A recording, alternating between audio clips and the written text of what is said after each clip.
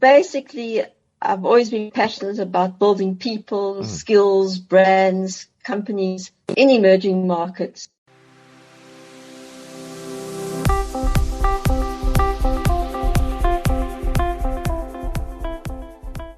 Welcome to another episode of Advertising in Africa with me, Delio Dugwemi. Today we will be talking about what it takes to run advertising campaigns on a Pan-Africa basis. And for that topic, I have no other person join me than the person who taught me the trade I currently have, Sharon Penhallrick. Welcome, Sharon. Well, thank you. Thank you for the honor of being on your show. I must compliment you on having a very successful show with fantastic speakers and very relevant topics. Thank you for that. It's been a long journey, and you kind of started it when you urged me to do a podcast someday. So I'm actually really quite happy that you are on the opposite side of me now, trying to share the knowledge we've picked up across Africa. So let me first attempt a background of Sharon, and then also let her chip in the parts that I missed. The biggest compliment I can give Sharon is really that she taught me everything I know. And she could do that because she's had the opportunity to have traveled the continent in different roles for different agencies and working on tremendous clients.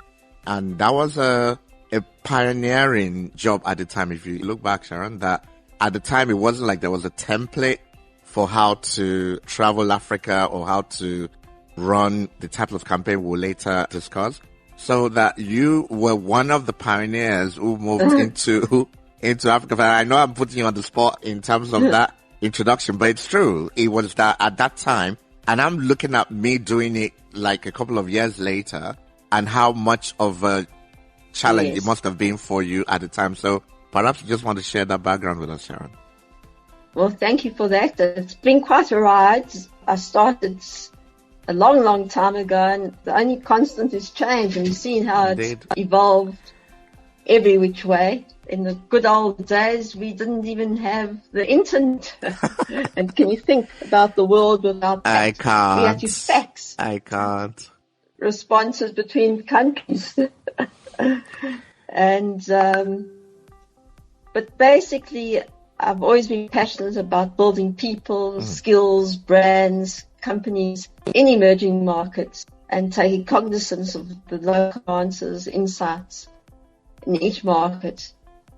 And what led me to that is I've got a psychology degree, and whilst studying psychology, I was so interested in the mindsets of everyone. I got a job in advertising and realized that it was the right game for me, because psychology is key in understanding the consumer and their different habits, which we do need to understand, the different markets, because none of us is the same. And but it's your interview, so I will hand over to you. No problem. Thanks for sharing the background. It's actually a good starting point, because I think what, the last part of your statement kind of alluded to is the complexity of Africa. And, it's often stated more like geographically, 54 independent states, multiple languages, and all of that, multiple cultures. So it's clear that it must be a different assignment, or maybe difficult assignment.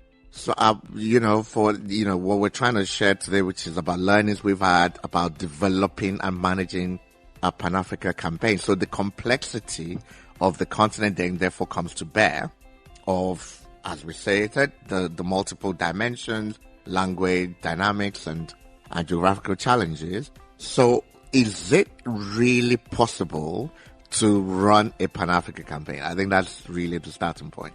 In your view, your experience, is it really Pan-Africa, or is it multiple campaigns running in different parts of Africa? How do we really classify it? Well, that's an interesting one, because basically you use the word complex, and it is complicated, as that movie you've seen. And it depends on the client. Actually, knowing me and my iterations, it is possible to do it pan-regionally, or north, south, east, west, or Francophone, Anglophone, Lusophone. And it depends on the clients, but it depends on 10 key C's.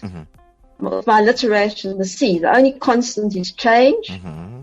And one has to think through and understand the 10 C's of running continental campaigns. So countries, no market is the same as in Asia, and I've also worked in emerging markets in Asia. Vietnam's very different from China. So it's the same across Africa. So it's a global problem. It's not only a Pan-African challenge. And I'll talk about challenges because with all challenges, one has solutions. So I'll go through the 10 C's, but we won't have time. We need a podcast for each one of them. And then I'll just focus on the key points that we should get across here today for Pan-Africa.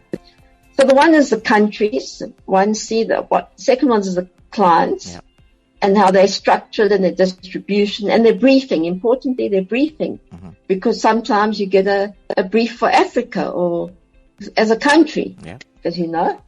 Competitive activity, the consumers, and everything related to the consumer, data, research, insights, connections, communication channels.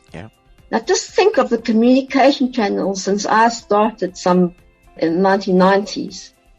I mean, now there's a kaleidoscope of new channels from above the line, through the line, below the line, digital, social, podcasts, like this one. We can't count. And the challenge there is that the more mature specialists in the game, all marketers and advertising agencies and media owners, more mature ones who are used to conventional are bedazzled by digital and social. They can't grasp it as a total paradigm shift. And then the younger specialists understand digital and social and influencers and podcasts and TikTok and everything. But they don't understand or haven't experienced the conventional media. So the communication channels are huge and the expertise is very important. In communication, as you know, the medium is a message. We've spoken about language, costs, currency, pricing. Then 9 is control. Where's the control from? From which region? As you said. And coordination. How do you coordinate? Is it possible? And finally, and it's been covered very well in some of your other podcasts, is COVID and the impact of COVID on everything. So if you don't mind, I would like to focus on 4 key areas today, that if we can talk about how to counteract it and what those issues are, which is the client briefing, the consumer, the research, and importantly, insights, and going to the markets, the control in terms of monetary, and I touched on it, the competencies of all the stakeholders. Please, go ahead. So that's okay with you? That is now perfect. Go forward? That is, for me, those are really, I didn't even know we were going to go all the way through to 10. But that's just about when I was describing it as complex, I meant it in this dimension of this. And if we could just maybe touch on this 4 and maybe another time we could develop on the other 6 as well. That would be great. This 4 will do just fine because that's, to my mind, the logistics, i.e. the carrying it out. For that to happen, you need to scale this 4 in the very least. So this is almost like a minimum requirement. So please go ahead. Yes. Okay, so the first is the client briefing. And, you know, you get some sophisticated clients who do it very well. So we must not forget that. But we get briefs. Now, it depends where Pan-Africa can be run from Dubai or can be run from France or America or the UK or from South Africa or for West Africa from Nigeria. So it depends where it's run from and the understanding of those clients of the other markets that they're covering. So all too often we receive briefs that determine and prescribe the communication channels without liaising with the markets on the ground. Well, they say this is a TV-driven campaign or print-driven campaign without regard to the consumption in each individual country and the perception of different mediums. I worked on a carbonated soft drink, and there was one, like in Mauritius, that had 100% TV coverage. Okay. Where in another smaller market, radio was the key medium, and in another island, outdoor was the only medium available. So you can't say, we're going to use TV across the continent. Sure. So it's very important to get local input from everyone. For example, Tanzania has a very vibrant print communication channel sector with both morning and afternoon papers. And the highest circulating print title is a sports newspaper. Whilst in East Africa and Uganda, the print sector had very low circulation, with the highest circulation paper being a gossip and theme publication. Now, therefore, and that was all done in Kiswahili. Therefore, there should be flexibility built in the plans to accommodate the local market strengths of the medium. The other thing is Kiswahili is a different dialect in Tanzania versus Kenya. So, and it doesn't work because it's purer. It's a pure Kiswahili in Tanzania. So one has to be very careful with that. The other thing, and we all experienced it from wherever it's driven, is the arrogance of high GDP markets with higher ad spends to smaller markets and making assumptions. As you know, we always say, assume.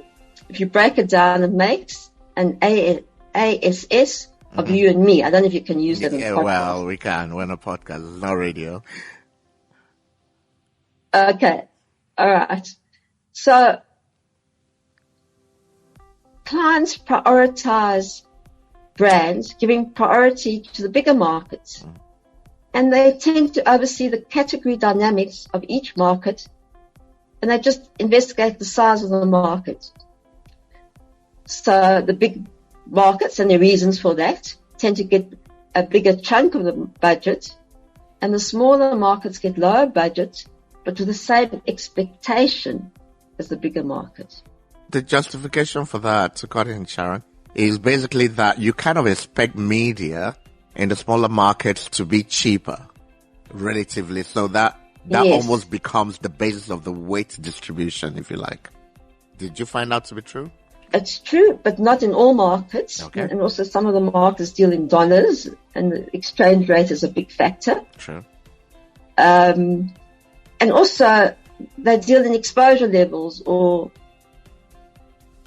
GRPs. And as you know, it's something I may touch on under the consumer and research or lack thereof, of how they have GRP levels or rating levels per medium, and it's not measured in all the markets.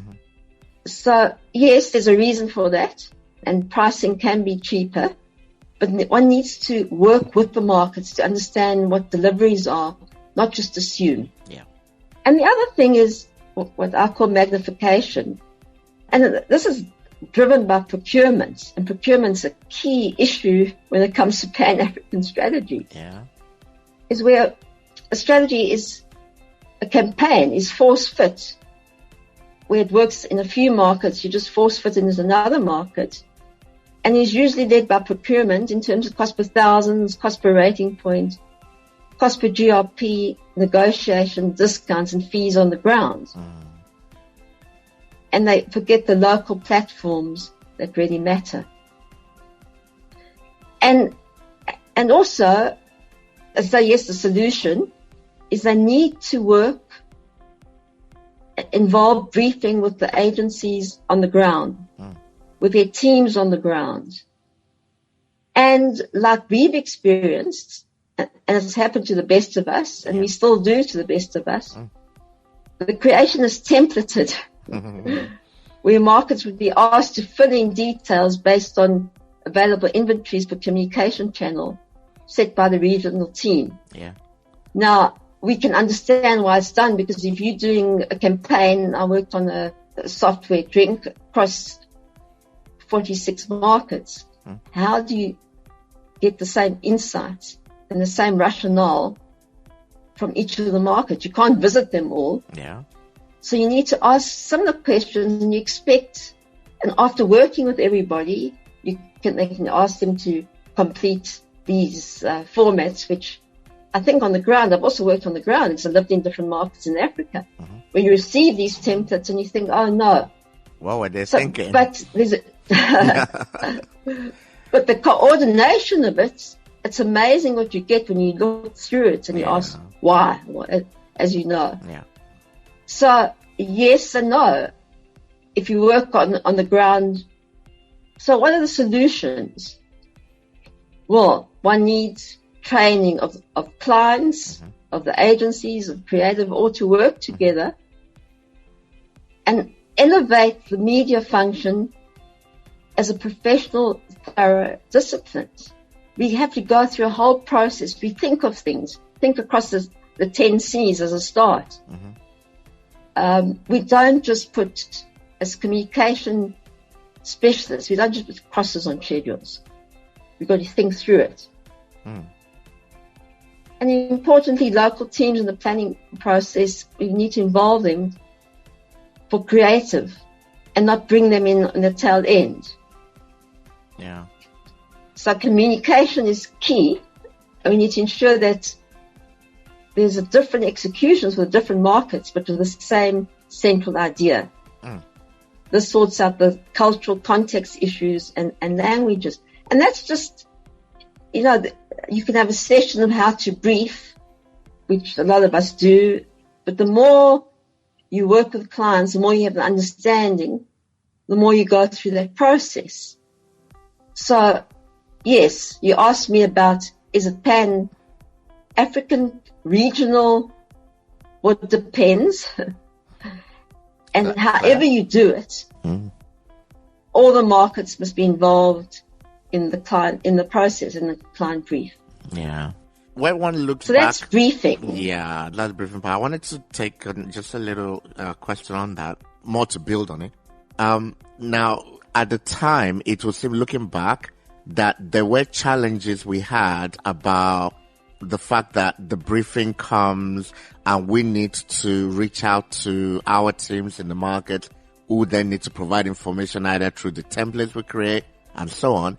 But at the time, we're limited by the technology that was available. Fast forward to 2022, when we can now have group team meetings. And, I would feel that coordination in this day and age would be a lot easier than at the time when we started, just looking back. So I just wanted to build on what you just shared, that what has happened with time is technology has now even made that a lot more accessible, I suppose, and the challenges we've experienced back then is now beginning to go away.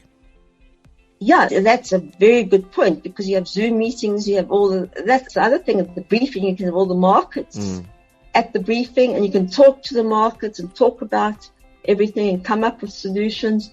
Yes, I mean, that is absolutely, it makes a huge difference. Bottleneck, because the feedback is immediate. Yes, and very much so. Yeah, and you put people in that group, which we just really couldn't do before. So you had to have individual conversations. So in the 40 plus markets, for example, you had 40 calls or 40 plus calls and all of that. And that was just really physically demanding. And nowadays that we now have the tools that is more collaborative. So coordination is beginning to now, when you make it like a hub and spoke structure, technology makes it easier to happen. So I just wanted to build on that, and then we involve clients from the start, as should, so that the briefing process is a lot easier. So sorry to cut in. Just wanted to build on what you stated there.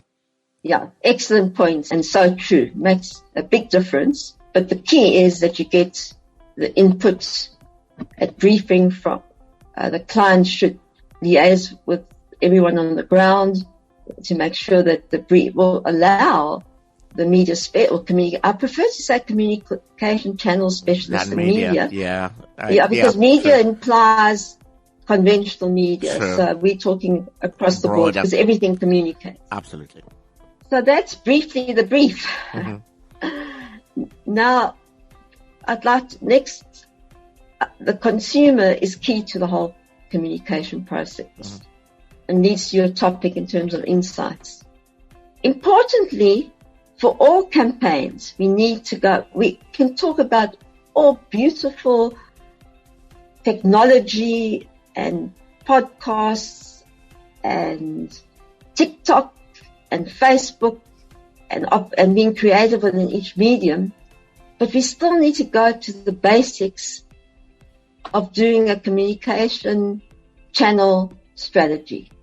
And the basics are intimately understanding the brand and its competitors, the key marketing and advertising objectives, regionality, distribution, areas of strength and weakness. Do you upweight areas of strength or weakness? Seasonality and timing. Do we upweight high seasons or low seasons, etc. with regard to timing? And importantly, the consumer. To understand the target market, who are we talking to and not at? Many a time we talk at markets, at individuals, at people, and not to. We need to understand the consumers better, who they are, where they are, and what they are doing. When are they most receptive to the message? And not to think, how often are we in meetings we recommend a medium or a magazine or a newspaper or a TV program because the spouse reads it or the child reads it or watches it on Facebook. So we need to be allowed to be objective, intimately understanding who the consumer is. We also need to touch consumers in new and innovative ways and use multiple media to deliver messages. Fragmented attention needs linked messages across channels, conventional, digital, and social. I mean, just think of the different formats of TV versus radio versus visual on Instagram or on Facebook, and the different visual and audio on TikTok. Okay. We need to go beyond demographics and understand people and how it differs per market. Touch points. It's not about the media. It's not about the channels. It's about a contact points, a make it or break situation. You could go to a chicken outlet and have eaten their chicken for years, and you go and you have one bad experience with the chickens off, and you go and complain. And it depends how they interact with you. If they react positively, you'll go back and you'll feel good about it. If they react badly and defensively, you'll never go back again. Now, to understand all of that, one needs good data and research. And yes, there is some research, consumer research and data, but there's a lack of consistent, accurate, robust, comparative research across all markets. I'm a founding member of PAMRO and has influenced communication channels consumption research across the continent. Most countries have different research parameters, different research intervals, and even different ways of classifying audience. Some use SEM, some use LSMs, some use socioeconomic groups. So it's hard to set GRP levels that appear for each market. So it has to be assessed on a country-to-country basis. And we need to think pan-African or globally, but act locally. And this is done through either market research, informal research, and importantly, market visits, liaising with all stakeholders. So that would be customers, the trade, formal and informal trades, the media owners, the monitoring services, the clients. Going to the clients, when you go on a visit, you've asked me about visiting the markets and learnings. Yeah. It's important to spend time with the clients, going into their offices, going to their factories, experiencing the production, talking to the market team. What I found very beneficial is, I don't know if you've heard of route riding with a soft drink company, when I was taking Lagos on the big trucks and delivered crates of the beverage to all the customers, and going around talking to the customers, to the clients, And sadly, they're all still waiting for Sharon to supply coolers. So you followed pretty much the distribution channel, which is a way to learn the route to market, and which would then, maybe reflect on the strategy that you then have. Importance of insight. The key challenge is these insights and how you do it. What is an insight? An insight is a piece of understanding that can be used to springboard one's thinking. Often a good test of an insight is whether it answers the question why. So you get an insight by understanding why competitors advertising where they do, or why consumers buying a competitive product, or why a sales peak happens at a particular time of the year. Insights are basic human truths about the category or the target audience. For instance, understanding why a consumer would use an antacid after a meal, which is a human truth for some people. At what time do you have that message? Around meal times? Is it at lunchtime? Is it dinner time? Before or after? This also informs you when you should look at different options. If it's after mealtime or dinner, is it TV? Do they go on Facebook, online? Or have a look at the restaurant outlets or fast food outlets as media channels. So that's an insight to ask the question why. It also affects, importantly, creative. And this affects cuisine, religion, and dress. Both culturally and climate related. And one has to be careful of taboos. I mean, years ago, there was a campaign of someone pouring tea in a commercial with their left hand, and it was North Africa, Middle East, so very Islamic culture driven. But the big problem with that, and why it was a huge failure, is usually, and not to be too crude, that the left hand is used when going to the toilet. So that's how you can get it very wrong. So you need the insight. And with all the different insights from a creative point of view, one has to look for common ground, not exceptionalism. Look for what is similar. And, it helps. But you must be careful not looking at the lowest common denominator. Because there's a beer in Asia, I don't know if you know the Tiger beer, years ago, and they came up with a line, it's cool to be Asian, and was exported, the creative, across Asia. And it wasn't well received because, Asian populations covered Turkey to Japan, Mongolia, Pakistan, the Philippines. And no Asian identified themselves in any way, meaningful way, as Asian with that campaign. From a Pan-African perspective, it could be interesting. It's cool to be African.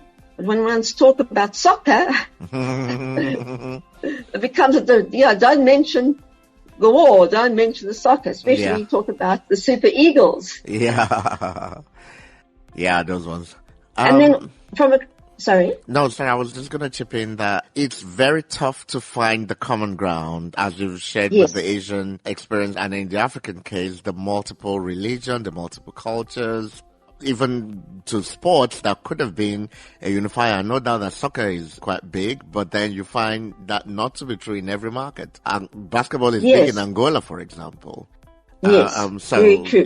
So it's hardly ever that one would fit all, as you've stated. It certainly isn't true in Asia, and we're finding that not to be true in Africa, which means the more you know about each local market, the closer you are to the consumers. Yeah, very much so. And another example, in Kenya we had an ad for cooking oil that showed a mother in the kitchen preparing a meal for her family, and one of her children comes in and cheekily takes a chapati she has just cooked and makes off with it. But the ad bombed. Why? In Uganda. We're talking about East Africa, because the mother was wearing a headscarf. And the Ugandans only wear headscarves when they are mourning. Oh. And it bombed in Tanzania because they deemed the behavior of the child to be extremely rude, and therefore the mother was not a good mother. So that's another example. Yeah. Language. We know that local languages resonate better with audience. Mm-hmm. Yet in the interest of economies of scale, organizations use international or national languages to communicate, Mm-hmm. which brings us to translations. A communication conceived in one language loses something when translated to another. Mm-hmm. Lost in translation. Yeah, it's lost. That's very true. And also things like word plays, puns, copy-based humor might not translate well linguistically or culturally too. Yeah. And we know that there's slang in pidgin and cheng and all in different markets, and importantly, one needs to use those depending on your target market. Let's think of now from a product point of view, in terms of insights. During COVID, in one market, a headache powder started selling powder as cocaine. So it's a huge problem for that headache powder manufacturer. So they had to stop, had to be removed from retail stores. Wow. There's smuggling across borders. There are different names for products like Panadol and Panado. Okay. Back to school campaigns. When are the school terms? They differ per market.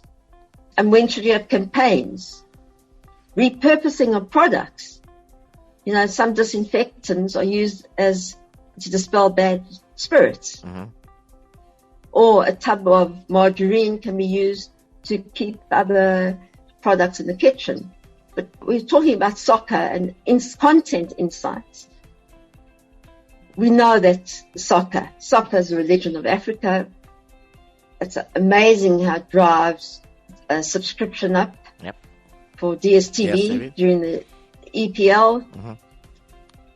But music is exceptionally important in terms of on local level, Sure. local musicians and concerts on the ground, but you must get local people, and some of the local musicians become influencers and brand ambassadors. Absolutely. And there's a need for more localization, there's also a sense of correctness across the continent. I came across fantastic research, but in summary, it was across 14 markets, showing the rising Afro-optimism amongst the continent's youth. Yeah. I mean, let's face it, the youth is represent more than 50% of the population across Africa. They drive the continent, yes, absolutely. They drive a strong sense of individuality and responsibility. Mm-hmm. They believe that Wi-Fi access should be a basic human right. Mm-hmm. They identify the threat of fake news. They've been affected by COVID. And we understand what content is working across Africa. Yeah. A lot of it is inclusive for the hope of fame and fortune. Pan-African formats that do work well and one can capitalize on is The Voice, Coke Studio, Big Brother, and off different screens as well. Yeah, TV, computer, all the screens, the mobile phone as well. So, because we've described it very eloquently in terms of how difficult it is to put together and the elements, broken down. But now as a summary, like that's what it is. That's what it takes to put it together.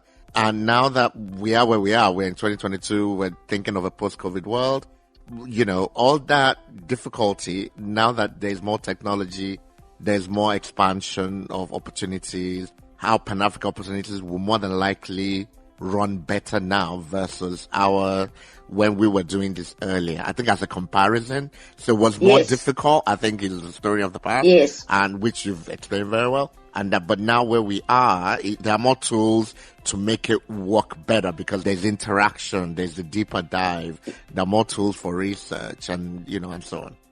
And the communication's easier with correct. Satellite technology and with Zoom, and it's positive. Exactly. And campaigns work very well where the marketing, creative and communication channel strategy efforts are developed centrally for consistency to ensure that you keep the same USP and the same DNA of the brand, but then localized across all markets and have input from the markets on the ground in terms of both creative and communication channels. Absolutely. Well, like I said, we couldn't have asked for a better person to help us to meander through this very difficult topic, or because it can only come from experience. Yes. And in how you've shared it, you've been able to let, the audience realize what journey it is. Now, us as audience, we just receive the material or we get impacted by the material, but that the back room towards putting it out there, the briefing, the consumer insights, the coordination of the process, the logistics of getting the right language and the right, radio station or the right TV station is quite enormous, which, as we've then alluded to, technology has now maybe helped make easier. So I suppose the answer to the question asked is Pan-African campaigns are possible. Yes, very much so. They're just a bit of a pain to execute, but that technology has made it better. But experience, particularly I think the more one takes the homework part of the assignment, by that I mean the briefing, the insight, the more time we devote to that, I think the better the quality of the work that becomes the output. Because sometimes you get put under that kind of pressure because of campaign deadlines and all, and then you skip that process because you think you already know your channels, and then you just deploy because you think like, look, we ran this campaign last year, we know what the channels are, but the audience could have moved if you don't make the effort to find out what the audience now currently do, what they use and how they use it, so that you can then fit your campaign into a problem. So it's an ever-changing goalpost, Yes, it is. It's evolving as we speak. Yeah, you must always track, and being able to track gives you that ability to be able to deploy in a way that makes your campaign successful. So the framework will always be the same, but the technology would ease maybe distribution or access or ability to generate information, as we said about maybe Zoom, video conferencing and so on. That's just really quite a unique thing. I think a major addition to a coordination process is a major addition to it. So Sharon, I'd like to thank you for sharing all these insights with us. It's been a great nearly an hour of putting all this together. We initially thought it would be a 30-minute session, but there was so much to share, and really like to thank you for putting so much into. I know we even didn't have time for all you've prepared for. Yes. I realized we didn't. So certainly it is something we have to do again as a build on this. That is a promise from me, so I will be harassing you on that later. But first, I'd like to thank you for making time today I think this has been quite, a very deep insight into what it takes to run a Pan-African campaign. And I look forward to future sessions that will let us build on that. Well, thank you very much, Jelly, for the opportunity. And we know that you're up-and-coming influencer with your podcast. So, let's see how far we can take that. Thank you so much. Thank you so much for the endorsement. Looking forward to catching up with you again. If anyone wants to get in touch with you, Sharon, your LinkedIn profile, how would they search for you? Okay, the best way is Sharon Penhallrick. Yeah. It's at BizWiser. So, Okay, cool.